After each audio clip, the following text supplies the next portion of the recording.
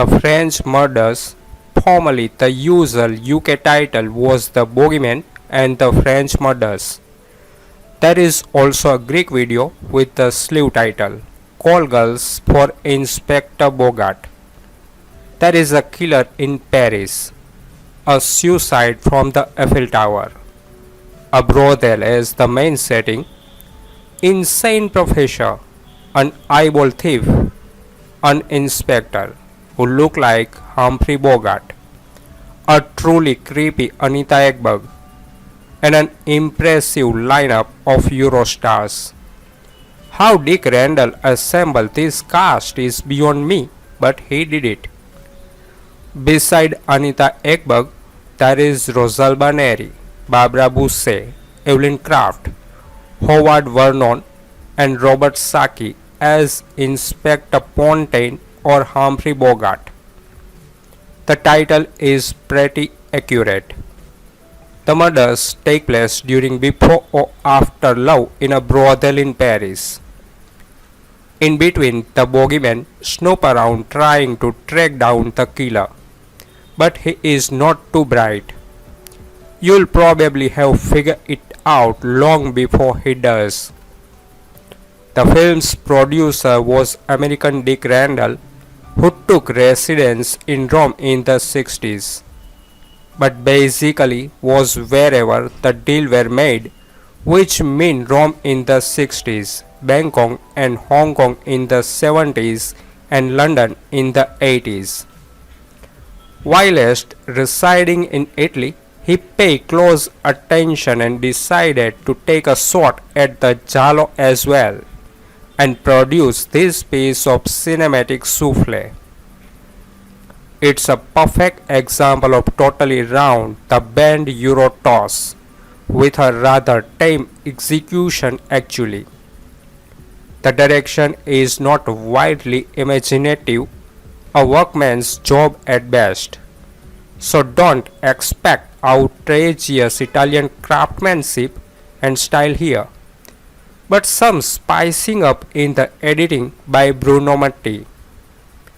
The special effects were done by future Oscar winner Carlo Rambaldi of E.T. fame. I guess he learned a lot since this one. Of course, the presence of Robert Saki among some other ingredients gives this film a certain weird identity of its own. Altogether, it's pretty much a poor man's interpretation of an Italian giallo. The version on Mondo Macabro's DVD never existed in this form. From various copies, they assembled the longest version they could possibly patch together. There is an English audio track, but a couple of scenes appear in Italian with subtitles. Ferdinando Merighi's Casa di appuntamento, aka French Murders of 1972, sure is anything but a giallo highlight. And yet, I warmly recommend this delightfully trashy little flick to all my fellow fans of Italian horror cinema. The plot is overall pretty silly, but the film's score with a trashy atmosphere, some sleaze and cheap but cool gore effect, and a cast that include quite a few familiar faces for cult cinema fan. Killer nun Anita Ekberg shines in the role of a brothel madam, and the regular Euro cult actress Rosalba Neri has the role of a seductive bar singer. The film furthermore stars Jess Franco regular Howard Vernon and Robert Saki, who is basically a low-budget Italian version of Humphrey Bogart in the role of the investigating police detective. Even veteran B-movie star Gordon Michel has a tiny role. My main reason for looking forward to seeing this film was the ravishing Barbara Bouchet, a true cult cinema goddess and the female star of two personal favorites of mine, Fernando Di Leo's masterpiece Milano Calibro 9 and Lucio Fulci's giallo highlight Don't Torture a Duckling. Even though she sadly has little screen time, Bouchet is once again ravishing and her sheer presence grade the film up a bit in my personal appreciation. The film, which mainly takes place in a Paris brothel, revolves around murder of prostitute, investigated by a cynical and bogartish police inspector. I don't want to give away too much of the plot, but I can assure that it is somehow messy and yet very entertaining. The film is overall quite sleazy and has a delightful trash factor. The gore scenes are, of course, not too professionally made, but nonetheless quite effective. The funky repetition and colorization of murder sequences was very odd, but also somehow amusing. I would recommend to look for a subtitled Italian version. The uncut DVD I watched was a messy mixture of English, German and French, which was even more odd as two characters, who are husband and wife in the German language version, were obviously father and daughter in the English dub version. Overall, French Murders is certainly not a good giallo, but it is nonetheless an entertaining low-budget production that my fellow cult cinema fans should enjoy. A man is accused of killing his favorite prostitute in a French brothel. He is tried and sentenced to death. He tries to escape but dies during pursuit. Soon people connected to the case are killed one by one. Francine, a prostitute in a French brothel, is assassinated. The prime suspect is one of her regular clients. Even though the alleged perpetrator claims his innocence, he is sentenced to death but manages to escape custody. During the high-speed chase, he suffers a fatal crash. Soon afterward, the witnesses that testified against the suspect are murdered by a black glove-wearing individual in bloody ways, who is behind the mysterious killing.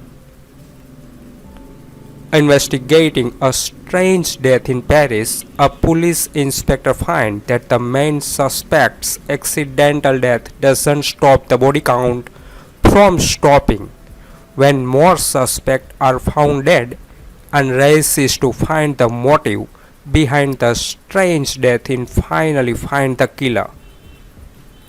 This one here may have been a prototypical giallo, but does have some minor flaw. The fact that this one does manage to play so close to the West in the trope of the giallo is where this one scored the most, as that keep this one into the most watchable realms. This one does have a pretty intriguing story here about the use of the brothel and its client working throughout here, which managed to offer up the kind of suspect list that make true giallo fans envious. At the sordid sleazy character at play within the confine of clientele, the fun of the slow revelation with all of their secret and different connection to each other, and the ensuing rampage across the different group, which really set this going down more pronounced giallo trope. Putting the familiar black glove killer to good use, these stalking scenes are the film's absolute best part overall, with the rather fun stalking scene in play here with the thrilling stalking of the cheating boyfriend in the house with his lover. Some fine stalking around the house where the killer strikes from behind in a great kill, as well as a truly brutal triple victim attack where the killer strikes in a house wiping out 3 different victims in different methods, which is a rather enjoyable encounter overall. There is a lot of fun here with this series of stalking scene, which makes for a rather enjoyable time leading into the big chase at the end into the Eiffel Tower, which is a rather thrilling ending, helping along with the film's strong body count. Along with a rather fun motorcycle chase and a copious amount of nudity, there is a plenty to like here. Still, there is some rather problematic areas here which does hold this back somewhat. The biggest problem here is the fact that there is just so little about the killer's motivation here, even with it being a convention of the genre, but here it doesn't really come up at all. There is a lot to like here about the revenge from beyond the grave plot, but there is a little about the actual reason here for the killer and is absolutely lazy about giving one. Another problem here is the film's rather stumbling pace that doesn't really get any kind of momentum going in the middle segment. After the fake out death of the suspected killer, keeping it going on numerous bland tangents without featuring any kind of real investigation into the main plot. Though that make for a big final half, there is a rather bland setup to get there.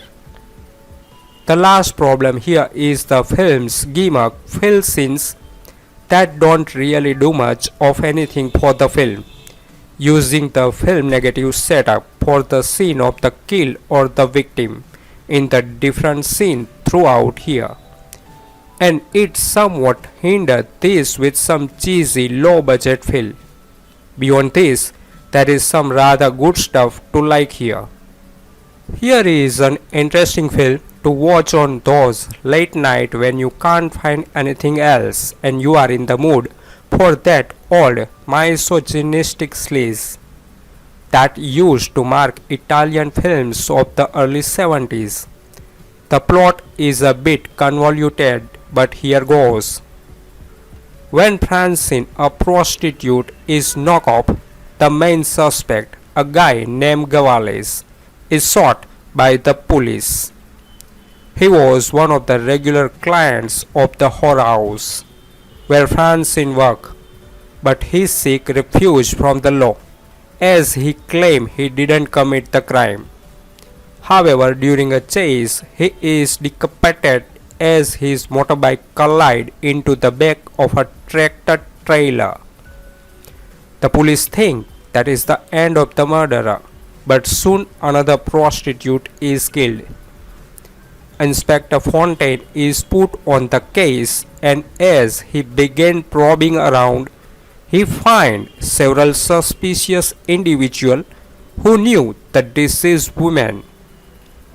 One of these suspects is a journalist, another is a famous doctor named Vladimir, another is a criminal magistrate who was intent on convicting Gavales for the first murder. And finally, there is Madame Colette, the proprietor of a aforesaid whorehouse. Now comes the task of figuring out the identity of the killer.